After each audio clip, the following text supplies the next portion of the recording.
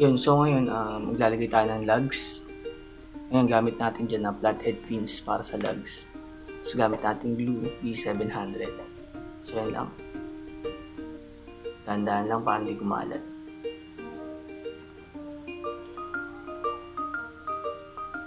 Yan, ganyan ako simple, dikit lang. Iayos ng konti. Siguraduhin lang natin pantay para maganda yung pagkakalagay.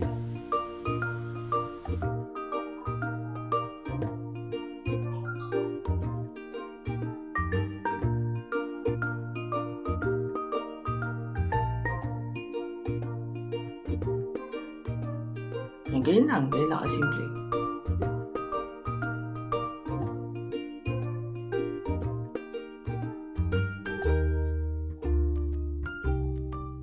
Lagyan pa natin ang glue. Tandaan lang para hindi kumalat.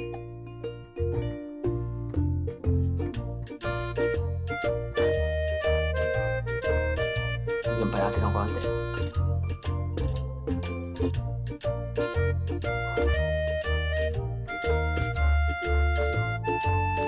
Ganyan lang. Pantay lang natin.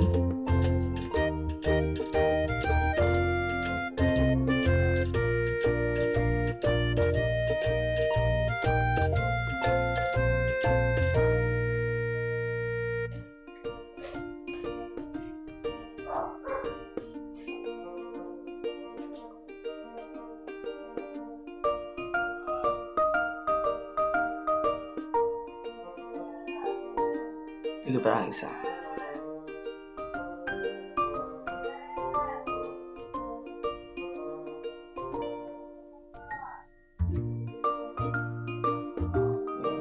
Tandaan lang.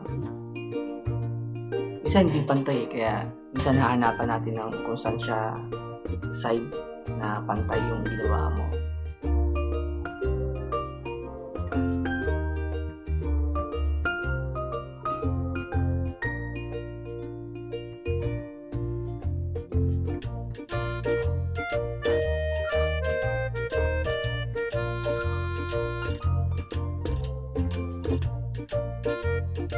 Sila natin ng konti.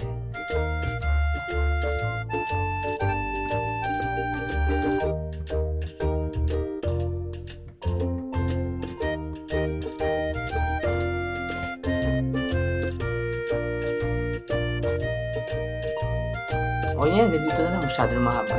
Hanggang sa mga susunod na videos. Thank you.